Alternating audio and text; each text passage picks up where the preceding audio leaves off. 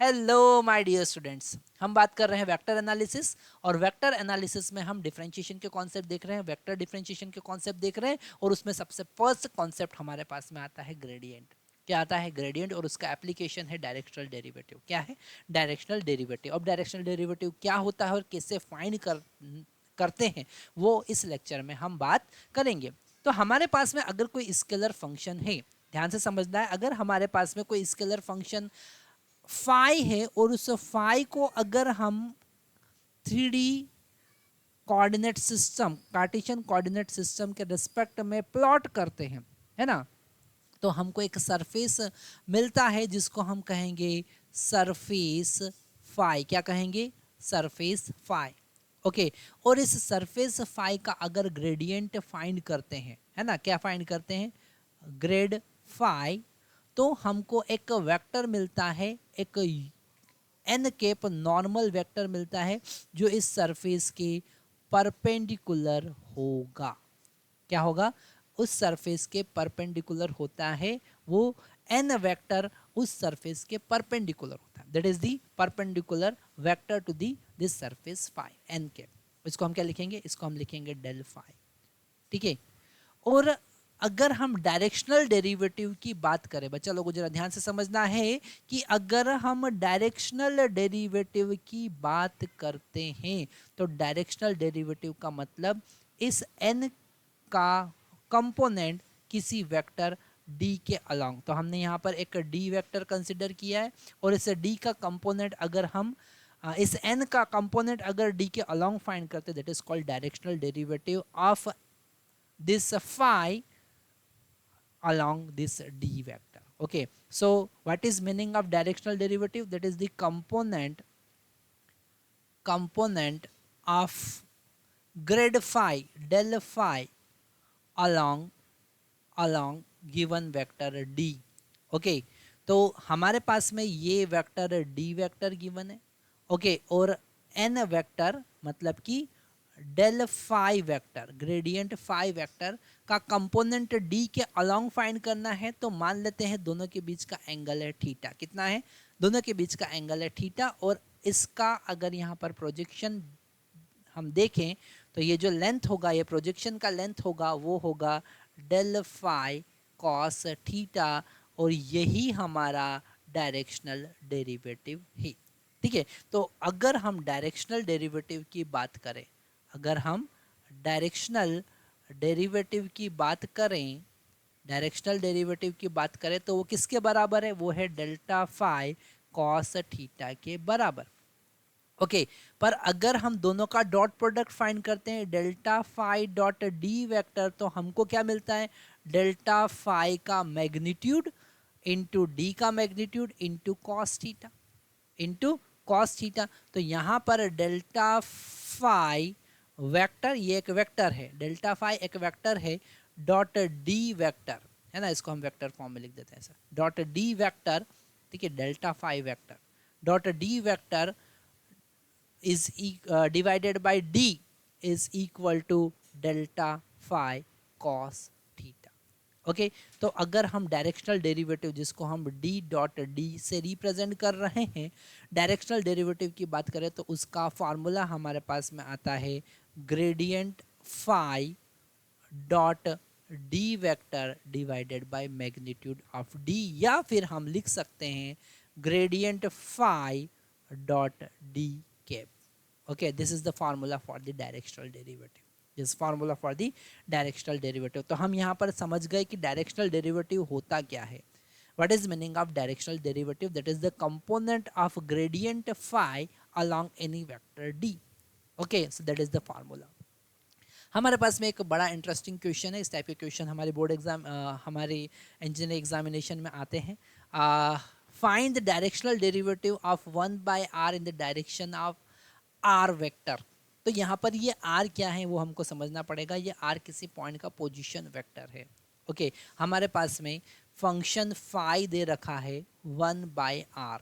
थोड़ा सा हम यहाँ पे कलर चेंज कर लेंगे तो आपको समझने में आसानी हो जाएगी। तो हम यहाँ पर this function phi, what is the directional derivative of this function phi? This function phi, what is function? That is 1/r.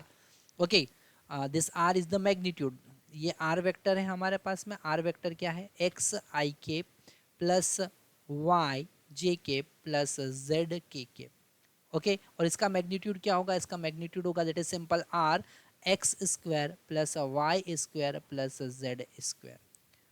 Okay, तो हमको यहाँ पर फाई गिवन है, फाई गिवन है 1/r that is equal to 1 divided by root x square plus y square plus z square। Okay, और इसका direction derivative find करना है हमको इस r के अलोंग ही। ओके, तो ये d का वैल्यू यहाँ पर d वेक्टर जो दे रखा है वो दे रखा है दिस r वेक्टर। क्या दे रखा है, r वेक्टर, है ना। तो इस क्वेश्चन को हम सॉल्व करते हैं।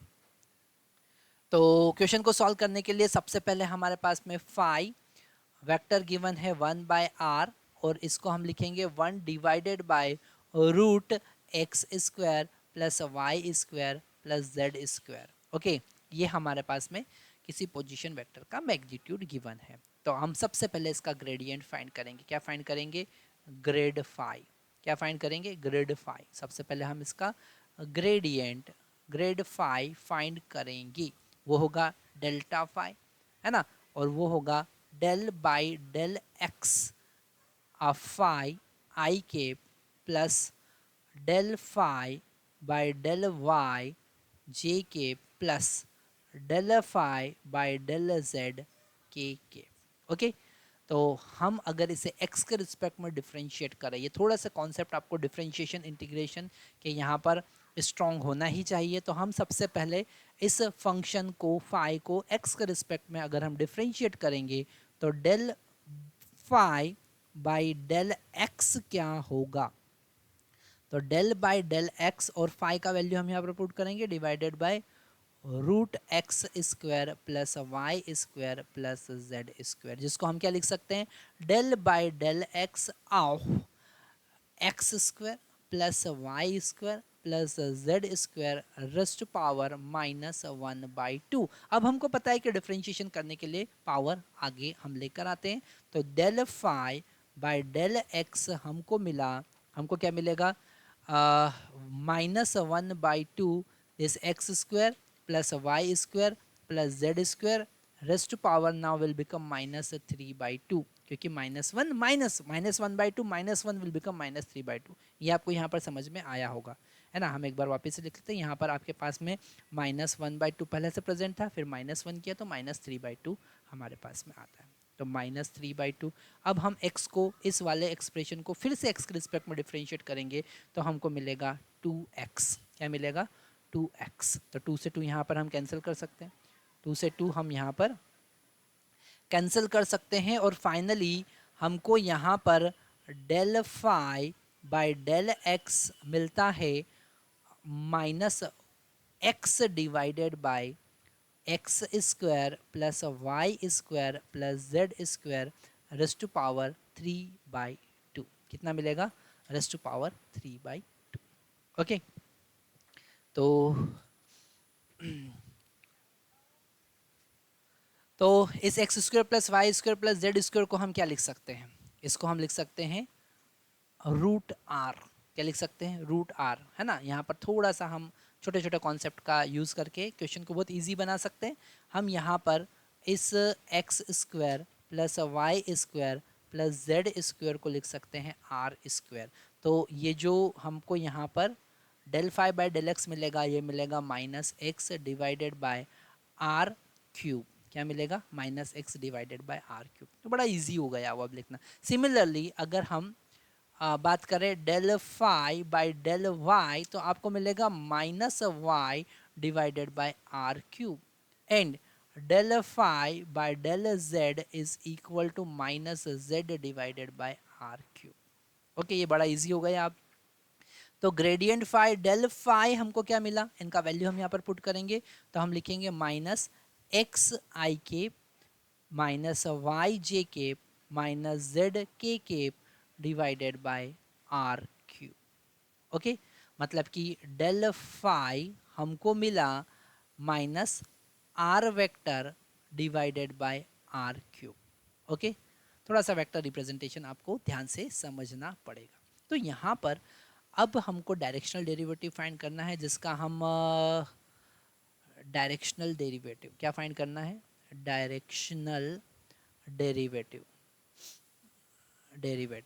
Directional derivative along d vector this is equal to r vector. तो हमने फार्मूला देख लिया था, हमने फार्मूला देखा था कि this directional derivative that is d dot d, इसको शॉर्ट फॉर्म में हमने लिख दिया d d, directional derivative is equal to del phi dot this d cap that is r cap. हम दोनों का यहाँ पर minus r vector value put करते divided by r cube dot r cap. Okay, तो यहाँ पर जब इन दोनों का डॉट प्रोडक्ट हम करेंगे तो थोड़ा सा हम देख लेते हैं कैसे डॉट प्रोडक्ट करेंगे।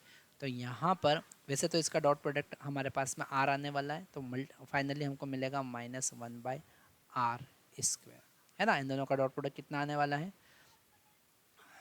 दोनों का डॉट प्रोडक्ट हमारे पास में जस्ट